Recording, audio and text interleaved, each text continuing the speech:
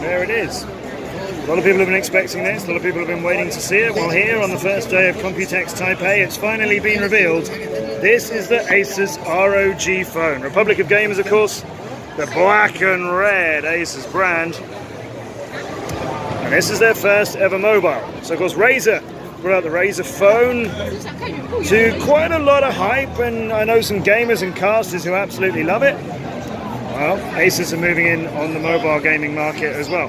What's clever about this thing? Well, it is, as you can see, about the size of an S9 Plus. It is currently locked into Android landscape, no rotation mode. It has 8 gigabytes of RAM. It has capacity up to 512 megabytes. It has numbers about its display which are represented by graphics which we know aren't entirely realistic, because that's how these things are marketed.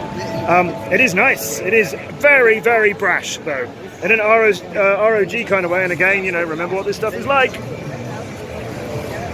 Yeah, so it is angular on the back, but actually to hold it is very, very nice indeed. It's running Android, of course, skinned Android with ASUS own design. Clever things that it's got though, really, comes down to a few things. One is the spec is very high. It's got a 90 Hz display like the Razer Phone. It has air triggers. Now this is a real standout thing. On top here and here, it has pressure sensitive air triggers, and if you hold it in portrait, it has a third one in a different position. So they can be mapped to work as controls on any games at all. So you've now got shoulder buttons, which is something, of course, we haven't really had, except for rare, weird add-on peripherals that you used to be able to get. It's also got, and you're looking at it here through the brackets that they're using to secure the phones, but ignore the big plastic lump. It has a side-mounted charging port, so when you are playing in landscape, you can plug the wire in at the bottom instead of having it near your hands. And this is where ASUS have really gone to town and made a whole load of stuff from launch, which is really smart thinking. This is the Gamevice for the ROG Phone. So it's kind of about as big as a Switch in width now. There's these very chunky add-ons which gives you all the buttons and the sticks and the triggers, and it's held together on the back by a sort of rubber strap that connects the two halves together. You like that? You want chunkier? Meet the TwinView dock. Now this is really smart because you put your phone in one half of it, but the dock comes with a second screen. And then it turns into like a really chunky handheld. It's very thick, but it can do astonishing things. That's running 2 completely different games at the same time. Correct.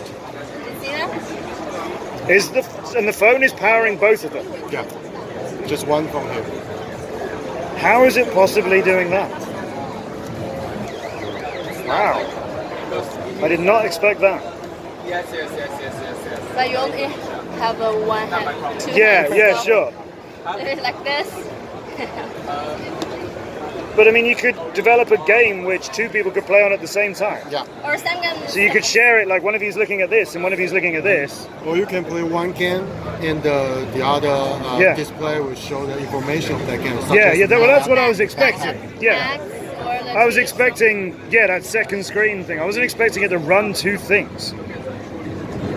So I could be like playing Fortnite on one, and I could be dropping into PUBG on the other, and when I die in Fortnite, I just get on with PUBG while I drop in on Fortnite again. Very hardcore game. No, it's just a way of maximizing the fact that I die often. No way. Look at this. We gotta get asphalt up. Don't change this. I'm gonna eject on this as well.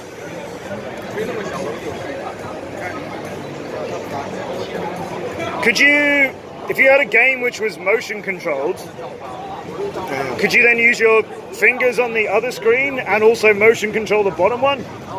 It has motion control, right? Yeah, You can, it's motion control. So we can play the top one, Yeah. and steer the bottom one. Right, we're on. That's ridiculous. No, you don't. No. I need to be alien, you know. Just take your time dropping, and you've wrecked it. Okay. Wow. I'm astonished by that. I did not expect that. So with the TwinView dock, you get 2 6-inch AMOLED FHD Plus screens. They've got HDR. And the TwinView dock also adds on a 6,000 milliamp hour extended battery pack. And it gives you extra physical triggers. And it gives you front-facing quad speakers. and it gives you stronger force feedback, there's a lot of reasons to buy that. And if you want to go all in, then that is the mobile desktop dock, for which of course you plug in your keyboard and mouse and an up to 4K UHD display. It's got wired gigabit LAN, it's got 5.1 output as well, and then you turn that into your desktop system. So ASUS have done something really smart here. And when the Razer phone came out, a lot of people liked its sort of raw feel, very boxy phone, Razer graphics all over it. You know, it felt like a Razer product. People liked it for that, and it was a good phone. And its 90 Hz display and all of that was good for gaming, but it didn't blow me away. And I know other people thought, oh, this could be my next phone. Personally, I just ended up getting a Samsung S9 Plus because it does what I want it to do. But this is really something because I think of all of the add-ons. It's a good phone in its own right. It might be a fantastic performer. It's only been shown for the first time today. Only just a few hours ago was this shown off whatsoever. So it's way too early to know what it's going to be like in real-world testing or anything like that. But it has so much potential, particularly with things like that TwinView dock. That alone made me really question how good this phone could be. It's running 2 games at the same time. Remember, it's all running off of one phone. The dock just added on a second screen and a bigger battery, but not extra processing power.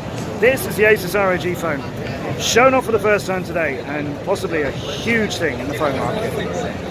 If you like the video and you want to see more from Computex, I'll be taking you around over the next few days. So if you like this, please like it, please subscribe, please follow me on my channel, and I will take you around the world of Computex over the next few days, and also around the world itself.